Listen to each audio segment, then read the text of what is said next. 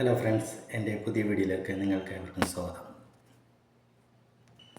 Computer ഓട്ടോമാറ്റിക്കായിട്ട് shut down ആവുന്ന ഒരു നിലവിലുണ്ട്. അത് എങ്ങനെ നമുക്ക് സോൾവ് ചെയ്യാം എന്നതിനെക്കുറിച്ചാണ് ഞാൻ ഈ വീഡിയോയിൽ നിങ്ങൾക്ക് വിശദീകരിച്ചു തരുന്നത്. ഈ വീഡിയോ നിങ്ങൾക്ക് ഇഷ്ടപ്പെട്ടുവെങ്കിൽ ലൈക്ക് ചെയ്യാനും കമൻറ്റ് ചെയ്യാനും മറക്കരുത്. സ്ക്രീനിൽ കാണുന്ന പോലെ മെസ്സേജ് നിങ്ങളുടെ മോണിറ്ററിൽ വരികയും കമ്പ്യൂട്ടർ ഓട്ടോമാറ്റിക്കായി ഷട്ട് ഡൗൺ ആയി പോവുകയാണ് പതിവ്.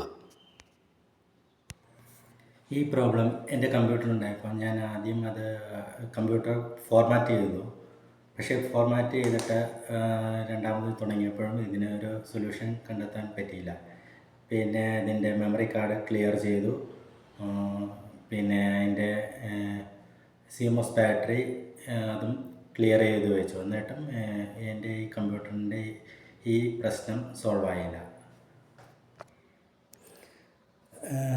എനിക്ക് നെറ്റ് കണക്ട് ചെയ്യുന്നതിന് വേണ്ടി ഒരു ഡോങ്കിൾ ഉണ്ടായിരുന്നു. അത് ഞാൻ കണക്ട് ചെയ്ത് കഴിഞ്ഞപ്പോൾ ഈ സ്ക്രീനിൽ കാണുന്നത് പോലെ അതിങ്ങനെ കാണിച്ചു.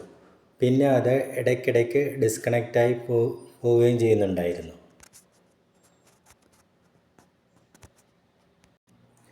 ആ ഡോങ്കിൾ കമ്പ്യൂട്ടറിൽ നിന്ന് ഊരി മാറ്റി പിന്നെ രണ്ടാമത് കമ്പ്യൂട്ടർ ഓണാക്കി കഴിഞ്ഞപ്പോൾ എനിക്ക് പിന്നെ തുടങ്ങി ഈ പ്രശ്നം ഇല്ല.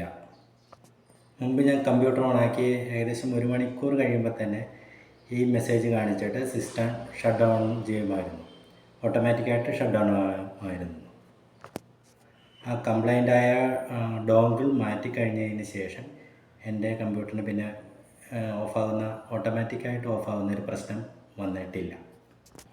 നിങ്ങളുടെ കയ്യിലുള്ള പെൻ ഡ്രൈവോ അല്ലെങ്കിൽ USB പോർട്ടോ അല്ലെങ്കിൽ മൗസോ കീബോർഡോ ഇതിലേതെങ്കിലും കംപ്ലൈൻ്റ് ഉണ്ടെങ്കിൽ ഈ പറഞ്ഞ പോലെ കമ്പ്യൂട്ടർ ഓട്ടോമാറ്റിക്കായിട്ട് ഷട്ട് ഡൗൺ ആകാൻ ചാൻസ് ഉണ്ട്. അപ്പോൾ അങ്ങനെയുള്ള കാര്യങ്ങൾ ചെക്ക് ചെയ്ത് അത് ഒഴിവാക്കിയാൽ നിങ്ങൾക്ക് കമ്പ്യൂട്ടർ ഭംഗിയായിട്ട് കൊണ്ടുനടക്കാം. എൻ്റെ വീഡിയോ വാച്ച് ചെയ്യാൻ നിങ്ങൾക്ക് നന്ദി.